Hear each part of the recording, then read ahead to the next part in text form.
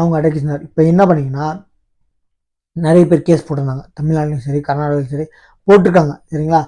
என்னன்னு பார்த்தீங்கன்னா, ஒரு அரசில் கவர்மெண்ட்டில் வேலை பார்க்குற ஒருத்தர், சரிங்களா, எந்த டிபார்ட்மெண்ட் கவர்மெண்ட் அரசு ஊழியர் வெளிப்பட சொன்னால், கவர்மெண்ட்டில் வேலை பார்க்குற ஏதோ ஒரு டிபார்ட்மெண்ட்டில் ஏதோ ஒரு வேலையில் இருக்கவங்க செத்துட்டாங்க. இப்போ தூய்மை பணியாக இருக்கலாம், அதாவது நிரந்தர பணி கவர்மெண்ட்டில் கண்டக்டர் இருக்கலாம், டிரைவர் இருக்கலாம், இல்லை வாத்தியார் இருக்கலாம், சரிங்களா, அந்த மாதிரி இருக்கவங்க இறந்துட்டாங்கன்னா, அந்த இறந்தவர் கவர்மெண்ட் வேலையில் இருந்தவர் இறக்கிறதுக்கு முன்னாடியே அவங்க மனைவி இறந்துட்டாங்கன்னா, அவங்களுக்கு பிள்ளைங்களும் இறந்துட்டாங்க, இல்லை பிள்ளைங்களே இல்லை அப்படின்னா, அந்த இறந்தவரோட அண்ணன் தம்பிக்கு அந்த வாரிசா எடுத்துக்கிட்டு அவங்க அண்ணன் தம்பிக்கு வேலை கொடுக்கலாம் அப்படின்னு இப்போ கர்நாடகா ஹைகோர்ட்டு கொடுத்துருக்காங்க ஜட்ஜ்மெண்ட். இது ரொம்ப வரவேற்கத்தக்க ஜட்ஜ்மெண்ட்டுங்க. என்ன சொல்றீங்க பாருங்க.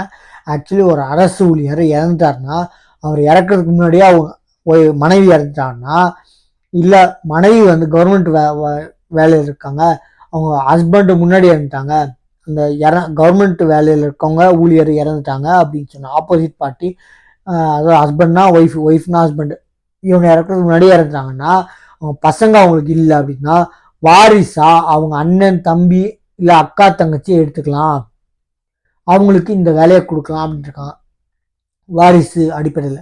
என்னன்னு பார்த்தீங்கன்னா, இது வரவேற்கத்தக்க ஜட்ஜ்மெண்ட். பொண்டாட்டியும் பிள்ளைங்களை மட்டும் வாரிசாக எடுத்துக்கிட்டு காலம் போய் இப்போ என்னன்னா வர வர கோர்ட்டுங்களில் ரொம்ப பேசுகிற மாதிரி ரொம்ப வரவேற்கத்தக்க ஜட்ஜ்மெண்ட்ஸ் வருங்க. நம்ம பிரியாணி அபிராமி கேஸு, நிறைய கேஸுங்க இப்போ சட்டங்கள் ரொம்ப கடுமையாகிட்டு இருக்கு, குற்றங்கள் ரொம்ப ரொம்ப கடுமையாகிட்டு இருக்கு. அதனால தப்பு செய்கிறோம் ரொம்ப யோசிக்க வருவோம். ஏன்னு பார்த்தீங்கன்னா, இப்போ இந்த ஒரு சின்ன குழந்தைய 10 நாள் கழித்து அரெஸ்ட் பண்ணாங்க ஒருத்தனை, பாலியல் இது பண்ணி, அவன் மேலே குண்டாஸ் போடுறாங்க.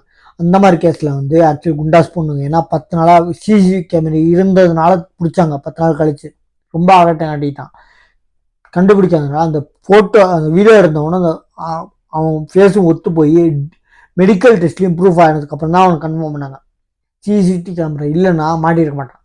அந்த மாதிரி இருக்கவங்கள விட்டுட்டா ஓடி போயிடுவான்ட்டு குண்டாஸ் போட்டாங்க. இது மாதிரி வரவேற்கத்தக்க நிறைய கேஸுங்க இப்போது ஃபஸ்ட்டெல்லாம் இருந்துச்சுங்க, வெளியே பேசிட்டா. இப்போ சோஷியல் மீடியா இருக்கிறதுனால வெளியே ரொம்ப வெளியே இருக்குங்க. ஃபஸ்ட்டெல்லாம் இல்லையான்னு கேட்டால் இருந்துச்சுங்க. இந்த சோஷியல் மீடியாவில் எடுத்த உடனே வர்றதுனால ரொம்ப ஈஸியாக பகிரப்படுது. அதனால சொல்கிறேன், இப்போது பிரியாணி அபிராமி கேஸ்லேயே அந்த பிரியாணி அபிராமி கேஸை மேற்கோள் காட்டி நிறைய கேஸ் நம்ம கர்நாடகா எம்பி இவன் பிரஜ்வல் ரேவண்ணா கேஸையும் பிரியாணி அபிராமி கேஸை மேற்கோள் காட்டாங்க. அவனுக்கும் சாகர வரைக்கும் தண்டனை. அந்த மாதிரி கேஸுங்கெல்லாம் மேற்கோள் காட்டி கொடுக்குற தண்டனை இங்கே வந்துட்டாங்க. ஆக்சுவலி ஃபஸ்ட்டும் இருந்துச்சுங்க. இந்த சோஷியல் மீடியா இருக்கிறதுனால நம்ம சேகரபாபு சோஷியல் மீடியாக்கெல்லாம் நான் பேட்டி கொடுக்க முடியாதுன்னு ஒழுக்கிறாரு. சோஷியல் மீடியா கொடுக்குன்னா எதுக்கு உங்களுக்கு ஐடிவிங்க நான் நினைக்கிறேன். சோஷியல் மீடியாவுக்கு இப்போ பேட்டி கொடுக்க முடியாது. ஒன்லி பத்திரிக்கை, டெக்கன் கிரானிக்கல், டெக்கன் ஹெரால்டு, ஹிந்து, இந்த மாதிரி பெரிய பெரிய இது கொடுத்தீங்கன்னா பேர் நாங்கள் சொல்லலாம், பெரிய பெரிய பத்திரிகைகள் மட்டும்தான் நான் கொடுப்பேன், சேட்டலைட் டிவிக்கு மட்டும்தான் கொடுப்பேன்னா நீங்கள் எதுக்கு ஐடிவிங்கன்னு வச்சுக்கிங்க? எதுக்கு உங்களுக்கு சோஷியல் மீடியாவில் திமுகவை பற்றி நீங்கள் போடுறீங்க?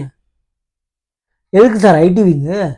ஒரு சொல்கிறாரு, இந்த ஆக்சுவலி ஒரு பத்திரிகை நண்பர் உங்கள் என்ன சேனல் கேட்குறாரு, அவர் ஒரு சோஷியல் மீடியா பேர் சொல்கிறார், யூடியூப் சேனல். நான் யூடியூப் சேனல்லாம் கூப்பிடல, ஒன்லி டிவி சேனலில் மட்டும்தான் கூப்பிட்டேங்கிறார். அப்போது சோஷியல் மீடியா இருக்கிறதுனால தான் இவ்வளோ ஈஸியாக இவ்வளோ பேருக்கு ரொம்ப ஈஸியாக வருதுங்க. ஆல் ஓவர் இந்தியா வேர்ல்டுக்கே தெரிய வருது. சரிங்களா?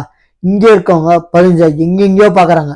என்ன சொல்கிற, ஃபஸ்ட் ஆல் நியூஸில் வந்துச்சுன்னா 8 மணிக்கு 7 மணிக்கு இந்த மாதிரி பர்டிகுலர் டைம் இருந்துச்சு. ஆனால் இப்போ சோஷியல் மீடியா வந்துலேருந்து ஒவ்வொருத்தர் கையிலையும் ஃபோன் இருக்குது, ஒவ்வொரு கேமரா ஃபோனு, சரிங்களா, எடுக்கிறான் ஃபோட்டோ உடனே அப்லோட் பண்ணுறான் சோஷியல் மீடியாவில்.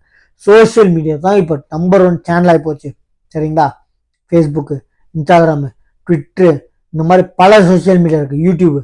இந்த மாதிரி இருக்கும்போது அதை ரொம்ப தரக்குறவான்னு நினைக்கிற சேகர்பாபுக்கு தக்க பாடம் இப்போ 2020 காட்டுவாங்க. சரிங்களா மக்கள்? ஏன்னா அவர் நல்ல மினிஸ்டர், அப்படி கேட்கலாமா? யூடியூப் கேட்கலாமா? நீங்கள் எதுக்கு ஐடிவிங்க வச்சுருக்கீங்க? நீங்கள் எதுக்கு உங்களை பிரபலப்படுத்துறீங்க சோஷியல் மீடியாவில்?